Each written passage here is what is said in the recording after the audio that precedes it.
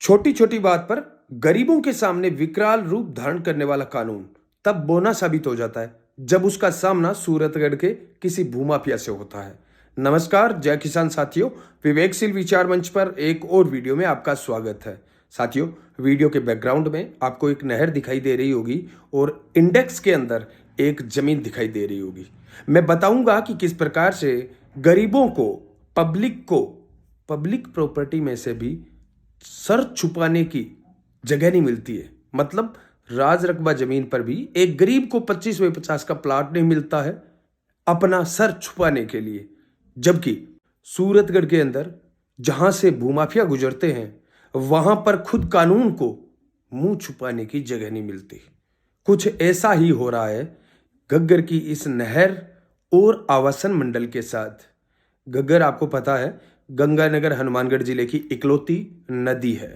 घग्गर के catchment area bed, जो घग्गर का नाड़ी बेड जिसे बोलते हैं, जहां से मुख्य धारा अभी बची है इस नदी की, उस नाड़ी बेड के अंदर किस प्रकार से कॉलोनी कट जाती है, इसका उदाहरण कुछ दिन पहले हमने एक वीडियो में आपको बताया था।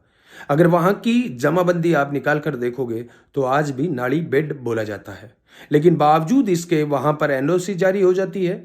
वहां का पूरा प्रोजेक्ट है वो पास हो जाता है। रेरा उस प्रोजेक्ट को पास कर देती है और अंधाधुंध तरीके से धड़ल्ले से नाली के अंदर कॉलोनी कट जाती है। मतलब बे तो कॉलोनी की कॉलोनी काट के बेच के भूमाफिया तो, और एक गरीब आदमी 25 को मकान कौन बना सके पब्लिक प्रॉपर्टी के ऊपर। जगह भी जागरूक साथिया बन देख गए, बड़ी हैरानी हुई कि पिछली बार बाढ़ जद आई घग्गर के अंदर तो भी बाढ़ भी आस पास कोई डोला ना टूट जाए, गवा में पानी ना उड़ जाए, ई बात की व्यवस्था जायजो लेन खातर जद प्रशासन सूरतगढ़ के आसे पास घग्गर को जायजो लेन लाग रहे हो, जद थे जान के हैरान रहूगा कि घग्गर के कैचमेंट एरिया के अंदर जकी कॉलोनी कट रखी भी कॉलोनी के अंदर खड़े गए कलेक्टर साहब, एसडीएम साहब, तहसीलदार जी, सब लोग नाली को जायजो लेन लाग रहे। अब जायजो लेन लाग रहा कि नाली के अंदर जो पानी हो बिंगो लुप्त उठान लाग रहा, वो तो भगवान जाने, लेकिन थे जान के और भी थाने ताज्जुब हुआ गो कि बी कॉलोनी की जब दीवार तोड़ी गई, दीवार ने तोड़ गए अरबी नाली के डोले ने मजबूत करियो गयो, जद भी प्रशासन की आंख कौन खुली। भाई प्रशासन की क्या मजबूरी उसके। एक उड़ती उड़ती बात सूरतगढ़ में चलन लाग रही है कि भाई कॉलोनाइजर जगह है, हाँ मिल गए। सूरतगढ़ एसडीएम और तहसीलदार दोनों को एक वीडियो बना लियो, पीस आले उनतांगो अरबियों बाद में एसडीएम तहसीलदार ने दोनों ने लोग ब्लैकमेल करने लग रहे हैं। भाई कुछ भी हो, लेकिन कम से कम इनकी जो वर्तमान रौद्र रूप है इन भूमाफियाओं का, उसको देखकर तो यही अंदाजा लगाया जा सकता है। अब इस घग्गर नदी का ये नहर है जो डिग्री कॉलेज के पीछे से गुजरती है। इस नहर के दोनों तरफ 30-30 फुट इस नहर की जो है वो जगह छोड़ी गई है, खुद घग्गर विभाग की है। और एक कॉलोनी एमके कॉलोनी और दूसरी एसडीडी कॉलोनी है। इन्होंने तो बाकायदा जगह छोड़ी भी है, साइड के अंदर रोड बनाई है और कुछ ग्रीनरी के पौधे लगाए हैं ताकि कल को अगर घग्गर अपनी जमीन ले तो कोई दिक्कत नहीं है, ले सकते हैं। वैसे इन लोगों ने तो कम से कम सौंदर्य का काम ही किया है, लेकिन जब आप एमके और एसडीडी कॉलोनी इनके अंदर से गुजरेंगे इस नहर के ऊपर तो आगे जाकर देखेंगे कि जो आशियाना कॉलोनी है उसने बिल्कुल नहर के पटड़े के ऊपर तक दीवार खींच रखी है। और तो और ओवरहेड वाटर टैंक जो होता है, ऊपर वाली टंकी जो होती है, वो भी उस जगह उन्होंने बना रखी है। विश्वास नहीं हो रहा, साइड के अंदर आप वीडियो के अंदर देख सकते हैं। हमारा मोटरसाइकिल जा रहा है एमके कॉलोनी और एसडीडी कॉलोनी के अंदर से होकर, लेकिन सामने देखिए दीवार आ गई, इसलिए हमें रोकना पड़ा। ये वही दीवार है जो इस नहर के पटड़े पर जो जगह है 30 फुट, उस पर अतिक्रमण करके अंधे आदमी को पता चल रहा है। अब भाई इस नहर के पास से अगर कोई सरकारी कर्मचारी जाना चाहे, इसका मौका मुआयना करना चाहे नहर का, तो कैसे करेगा? वो हेलीकॉप्टर लेके करना पड़ेगा। पर लपा से भी मार्ग को नहीं, इन लपा से भी मार्ग को नहीं, तो कम से कम इन नहर की मरम्मत के ऊपर जो बजट लाग्यो बिंगी बात तो आपा कोई और वीडियो में करूंगा। लाखों रुपया इन नहर के ऊपर मरम्मत हो चुकी है, सरकारी रुपया उठायो जा चुक्यो है। लाखों रुपया ज्यादा टाइम को नहीं हुई, 2-4 महीना 6 महीना हुआ है, लेकिन घटे मरम्मत दिखाई देने लग रही है। दूसरी बात, गग्गर नदी है, भी गग्गर नदी के अंदर उफान आवे बी टेम गग्गर डिपार्टमेंट ई नेर गए मंखर पानी छुड़े मान लियो, या फिर इन्हें डेरा के अंदर इकट्ठा हो जाए तो नाली के अंदर डाले तो, और आगे कोई नेर के अंदर डाले तो डालन खातर गग्गर की नहर बनाई है।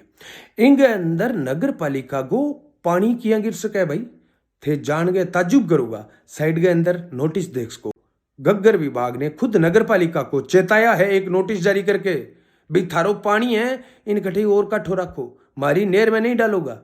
लेकिन थे जान गए हैरान रहूंगा कि पीछे घरांगो जो को गंदो पानी है वो एक प्रकार ऑर्गेनिक पानी हुआ है, वो ही नेर में डाल गए भूमा फियावा खातर आगे कणक बीज रखे बाकायदा। साइड में थे देखने लाग रहे हो नहीं, इंडेक्स में थोड़ा मोटो करके दिखाओ भाई, ये देखो ये कणक जो बीजी हुई है इसके अंदर ये ऑर्गेनिक पानी जाता है नगर पालिका का इन भूमाफियाओं के पास। मेरे को कोई दिक्कत नहीं है नाम लेने में, क्या नाम है, सुखवंजी चावला।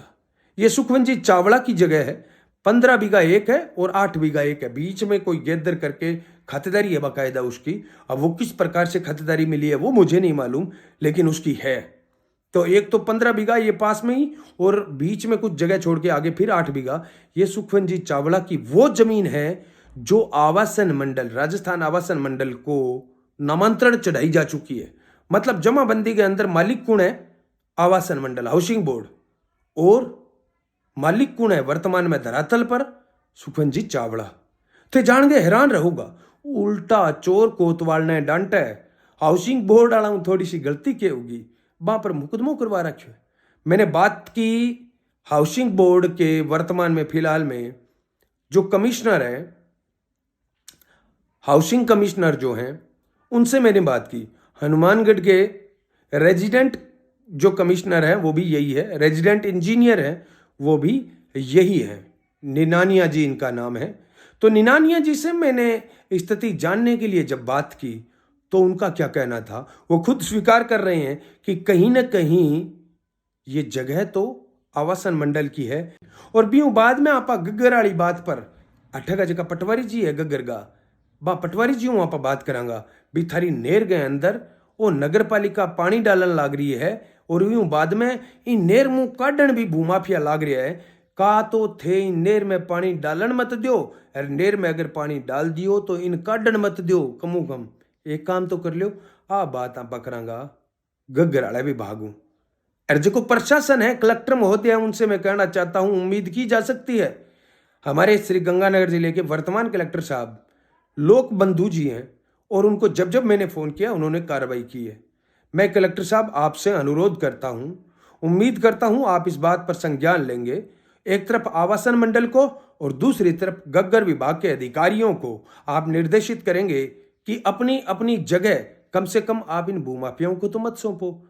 आपकी कोई मजबूरी है तो आप बताइए भी आपकी क्या मजबूरी हो सकती है, कैसे आप आपकी नामांतरण चढ़ी हुई जमीन को किसी एक भूमाफिया को दे सकते हो, और कैसे गग्गर विभाग की नहर की जमीन पर कब्जा करके कॉलोनी काटी जा सकती है। यह बात तो गग्गर विभाग और दूसरा आवासन मंडल ही बता सकता है। आवासन मंडल के बीकानेर हाउसिंग कमिश्नर का जो ये बयान है वो कम से कम मुझे परेशान तो नहीं कह सकता, लेकिन हैरान करने वाला है। हैरान करने वाला कैसे कि हाउसिंग कमिश्नर पर मुकदमा हो जाता है, उसे मुकदमे की टेंशन है। क्या बात है, मतलब हाउसिंग कमिश्नर को पता नहीं था कि सरकार ने उन्हें कितनी जमीन दी है। उन्होंने पहले तो जितनी जमीन सरकार ने दी थी उससे कहीं ज्यादा पर कब्जा कर लिया, बाद में जो जमीन उनकी खुद की है वो संभाल नहीं पा रहे हैं। बड़ी अजीब दास्तां है। सूरतगढ़ के अंदर कोई भी विभाग हो वहां पर पोल में ढोल बजाने का काम बदस्तूर जारी है। अब यहां पर जनप्रतिनिधि जो हैं उनसे भी मैं सवाल करना चाहता हूं, चाहे भारतीय जनता पार्टी के हारे हुए कासनिया जी हैं, चाहे कांग्रेस के जीते हुए गेदर साहब हैं, उन सब से मैं कहना चाहता हूं कि आप कम से कम संज्ञान लेकर इस मामले के अंदर इन भूमाफियाओं से शहर को बचाने के लिए यह काम कीजिए तो सही। आप गरीबों के घर तो नहीं बचा सकते, लेकिन सरकारी जमीन को इन भूमाफियाओं से हड़पने से तो बचा सकते हैं। लेकिन नहीं, यहां पर भी उम्मीद ना के बराबर है। फिर भी प्रशासन से मेरी अपील है कि जल्दी से जल्दी इस आशियाना कॉलोनी से गग्गर नहर का ये जो इन्होंने कब्जा कर रखा है, पटड़ा जिसे बोलते हैं, भी कल को बाढ़ आ जाए या गग्गर की मरम्मत करनी पड़े इस नहर की, वैसे तो उम्मीद नहीं की जा सकती, क्योंकि इस नहर की मरम्मत जितनी भी बार हुई है वो कागजों में हुई है। धरातल पर इस नहर की मरम्मत कभी नहीं हुई। ये गंदा पानी इस नहर में डालकर आगे भूमाफियों द्वारा निकाल लिया जाता है और खेत में लगा दिया जाता है।